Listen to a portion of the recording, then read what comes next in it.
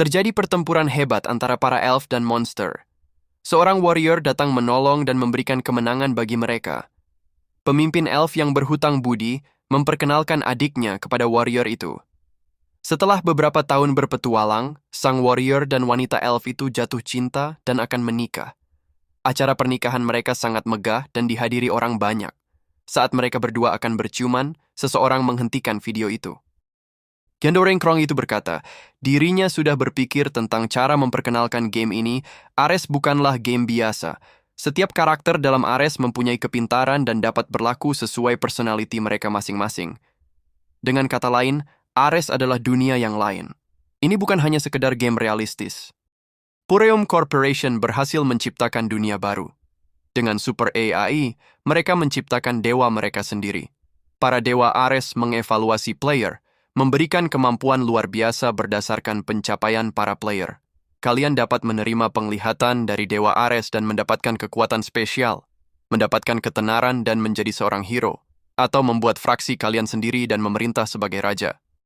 Semuanya bisa dicapai dan menjadi kenyataan, dan bahkan kemungkinan terburuk pun dapat terjadi di Ares.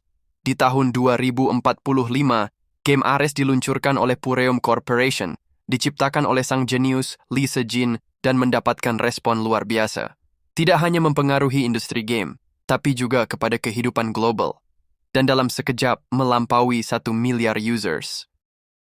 1 tahun kemudian, di desa pemula, Ares Beginner Zone. Sebuah event yang sudah ada semenjak Ares diluncurkan, menghancurkan boneka kayu dalam 10 kali percobaan. Sudah ada 1,2 miliar player mencobanya, dan semuanya gagal. Jika berhasil, akan mendapatkan VVIP kapsul seharga 50 juta won dan bonus 5 di semua status. Setelah perwakilan nasional gagal satu persatu dan bahkan peraih medali emas Hanul gagal, semua menganggap itu hal yang mustahil. Pada hari itu, The Strongest Primate, Ma Do-suk datang untuk mencoba event itu. Semua orang yakin kalau kali ini event dapat diselesaikan. Do-suk dengan segenap kekuatannya memukul boneka kayu itu, tapi boneka kayu itu masih berdiri tegak tanpa tergores sama sekali. Di dalam ruang kontrol, kepala tim dan admin melihat secara langsung event yang sedang berlangsung. Mereka yakin akan banyak protes, memperkirakan berita utama yang menyebut Ares sebagai pencari profit dan tidak peduli kepada user. Setelah 10 kali percobaan, Do-suk dinyatakan gagal. Kepala tim dan admin tidak dapat membayangkan apa yang akan terjadi dan bergegas meninggalkan ruang kontrol. Tiba-tiba saja salah satu admin memanggil ketua tim, mengatakan kalau ada penantang baru. Mereka menganggap penantang baru itu tidak akan berhasil, dilihat dari equipment-nya yang biasa-biasa saja. Terjadi kegaduhan, yang ternyata boneka kayu itu berhasil dihancurkan. User itu menjadi orang pertama di dunia yang menyelesaikan event itu. Kepala tim dan yang lainnya terkejut dan tidak percaya dengan apa yang mereka lihat. Kepala tim curiga akan pedang yang digunakan dan memerintahkan untuk mengecek pedang itu. Setelah diperiksa dengan seksama, pedang itu merupakan epic grade yang tidak pernah mereka lihat sebelumnya. Kepala tim penasaran dengan identitas user baru itu. Melihat ayahnya yang sedang menempa, Kim Hyun-soo seakan tak percaya dan meneteskan air mata. Saat Hyun-soo memeluknya, ayahnya tiba-tiba saja terbakar oleh api. Hyun-soo membuka mata dan terbangun dari mimpi buruknya. Di lobi rumah sakit, Kim Ji-hoon terlihat santai sambil melihat video event Ares, menghancurkan boneka kayu. Hyun-soo muncul, bertanya mengapa Ji-hoon mengajaknya bertemu siang hari dan ada keperluan apa. Ji-hoon berkata, Hyun-soo, kamu tahu tentang game Ares bukan? Game terpopuler saat ini dengan Super AI. Ada event bagi para pemain baru. Tidak ada yang berhasil sampai saat ini, bahkan pemain nasional pun gagal. Tapi jika kamu berhasil, mereka akan memberikan game kapsul seharga 50 juta won. Mari kita coba kalahkan itu. Tentu saja akan sulit, tapi bukan berarti itu mustahil. Karena untuk menghancurkan boneka kayu itu, kamu mungkin punya kesempatan. Ia sudah mempersiapkan kapsul standar yang dapat memainkan Ares seharga 10 juta won, dengan sinkronisasi sebesar 85%. Anggap saja ini sebuah investasi. Jika berjalan lancar, kamu akan mendapatkan hadiah yang lumayan. Ditambah lagi pada saat ini, kamu dapat bertransaksi menggunakan uang sungguhan. Cukup sudah penjelasannya, Hyun-soo kemari, dan coba ini." Hyunsu bertanya, "Dari mana Ji-hun mendapatkan uang sebanyak itu? Apakah ada garansi kalau kita akan mendapatkan hasil?"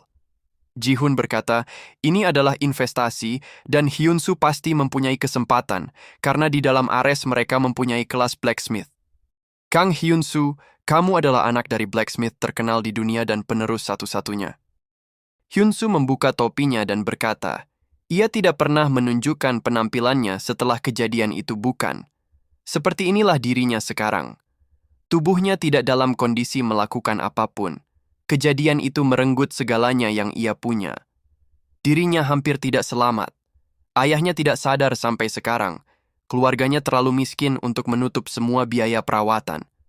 10 tahun ia mengikuti ayahnya menempa berbagai macam logam. Tapi, untuk saat ini, dirinya tidak dapat melakukan itu lagi. Setelah kejadian itu, tangan kanannya tidak mempunyai kekuatan sama sekali. Jangankan menempa, melakukan pekerjaan konstruksi saja sangat sulit sekarang. Ia bersyukur Ji-hun memikirkan dirinya. Tapi ia sendiri yang akan mengusahakan masa depannya. Kembalikan saja kapsul itu, jangan sembarangan membuang 10 juta won. Ji-hun berkata, "Kamu pikir dirinya tidak tahu kalau kamu hidup pas-pasan setiap bulan demi biaya rumah sakit? Berapa lama kamu akan beging terus? Bagaimana dengan hidupmu? Apakah kamu akan selamanya membiarkan tubuhmu itu? Ini adalah kesempatan untuk bisa pulih. Biaya operasinya 3 miliar won, tentu jumlah yang sangat besar. Tapi kamu tidak boleh menyerah begitu saja." Hyunsu yang ia kenal tidak seperti ini. "Kamu selalu ingin menjadi blacksmith seumur hidupmu, itu sangat mungkin di Ares. Dirinya yang akan bertanggung jawab penuh 10 juta won itu. Jadi dengarkan temanmu ini walau sekali saja. Tolong Hyunsu, cobalah sekali saja. Ia tidak akan memaksa lagi setelah itu." Saat sedang bekerja, Hyunsu kepikiran dengan apa yang dikatakan Ji-hun sebelumnya. Tapi dia tahu harus fokus dalam bekerja untuk mendapatkan biaya perawatan ayahnya. Tiba-tiba Hyunsu melihat pekerja lain yang sedang menempa logam, membuat hatinya bergejolak. Hyunsu akhirnya memutuskan untuk mengikuti saran dari Ji-hun dan memasuki dunia Ares. Saat dalam pembuatan karakter, Hyunsu memutuskan menggunakan namanya sendiri sebagai nama karakternya. Setelah itu sistem langsung menganalisa tubuh Hyunsu dan memulihkan semua luka di tubuh Hyunsu. Penampilan Hyunsu pun kembali seperti di saat sebelum dia terbakar. Tidak hanya lukanya pulih, kekuatan tangan kanannya juga kembali seperti semula. Bardin Territory, Beginner Zone, Ren Forge. Terlihat seorang blacksmith sedang berusaha keras menempa sebuah pedang. Saat blacksmith itu putus asa, Hyunsu muncul dan berkata kalau yang dilakukan blacksmith itu salah. "Bukan itu cara untuk membuat pedang yang kuat. Bukan ia ingin ikut campur, tapi melihat kesungguhan kamu, dirinya tidak dapat berdiam diri." Blacksmith itu meminta Hyunsu untuk menunjukkan caranya. Hyunsu sebenarnya hanya ingin mempunyai hubungan yang baik dengan blacksmith itu dan mendapatkan izin menggunakan bengkel tempanya. Hyunsu memberikan syarat, jika dia berhasil membuktikan kemampuannya, pedang yang dihasilkannya akan menjadi miliknya. Sebagai gantinya Hyunsu akan menunjukkan sesuatu yang menarik. Blacksmith itu pun setuju, tapi jika Hyunsu gagal, Hyunsu akan membayar harganya. Sudah 3 tahun Hyunsu tidak menempa lagi setelah kejadian itu. Ada sedikit keraguan, dia tidak begitu yakin dapat menempa dengan baik, tapi demi ayahnya dan Ji-hun, Hyunsu tidak punya pilihan lain selain melakukannya. Perlahan sensasi yang terlupakan itu mulai kembali. Suara dentingan logam dan panas membakar kulitnya, membuat Hyunsu merasa lebih baik. Tubuhnya mulai mengingat lagi pengalamannya dalam menempa. Blacksmith itu melihat Hyunsu yang sepertinya mempunyai pengalaman. Melihat Hyunsu yang tersenyum, blacksmith itu yakin kalau hasil yang menentukan bukan sekedar bersenang-senang. Blacksmith itu berharap Hyunsu dapat mempelajari sesuatu, karena tidak ada skill blacksmith yang bisa didapatkan di zona pemula. Perhatian blacksmith itu tertuju pada metode Hyunsu yang menumpuk logam berkali-kali untuk memperkuatnya. Memang betul metode itu dapat memperkuat sembari menghilangkan kotoran dalam logam. Blacksmith itu menggunakan skill untuk melihat mengidentifikasi grade apa yang didapat dengan metode itu. Ternyata logam itu sudah naik menjadi grade C, membuat blacksmith itu terkejut. Secara perlahan blacksmith itu mulai penasaran hasil akhir apa yang akan didapat oleh Hyunsu. Keesokan paginya, saat terbangun dari tidurnya, blacksmith itu terkejut melihat Hyun-soo yang masih menempa dari semalam. Saat blacksmith itu mengecek lagi, grade-nya sudah berubah menjadi grade B. Blacksmith itu bertanya-tanya, apakah mungkin mendapatkan grade B tanpa skill sama sekali? Melihat Hyun-soo yang masih terus menempa, sepertinya dia mengincar grade yang lebih tinggi lagi. Tubuh Hyun-soo pun mencapai batasnya setelah tidak menempa untuk waktu yang lama. Blacksmith itu mengambil alih dan meminta Hyun-soo untuk mengarahkannya saja. Setelah beberapa lama mereka berdua bekerja sama, akhirnya logam itu mencapai grade A. Blacksmith itu memuji pencapaian Hyun-soo yang tidak pernah terjadi di zona pemula sampai saat ini. Tapi Hyun-soo mengatakan kalau pedang itu belum selesai. Dia perlu menyelesaikan pegangan pedangnya, mata pedangnya perlu diasah lagi, dan pedang itu harus dapat bertahan dari tekanan yang kuat. Melihat kesungguhan Hyun-soo, blacksmith itu mengeluarkan sebuah logam dan meminta Hyun-soo untuk membuat ulang menggunakan logam itu.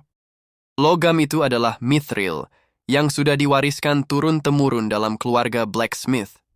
Blacksmith itu tahu kalau dia tidak pernah akan bisa memproses mithril itu, dan dia ingin melihat pedang apa yang dapat dihasilkan oleh Hyun-soo dengan bahan mithril.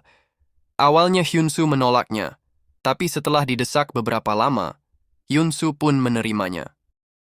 1 bulan kemudian, Hyun-soo menggunakan pedang buatannya, menyelesaikan event menghancurkan boneka kayu. Di ruang manajemen, kepala tim meminta admin untuk mencari identitas Hyun-soo. Admin itu memberitahukan kalau Hyun-soo meminta identitas aslinya di dunia nyata dirahasiakan berdasarkan formulir pengiriman kapsul VVIP. Mereka berspekulasi kalau Hyun-soo tidak ingin menjadi perhatian di dunia nyata.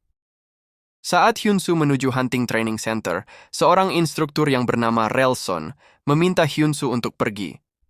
Karena Hyun-soo masih level 1 dan tidak akan mungkin menyelesaikan tes dengan level serendah itu.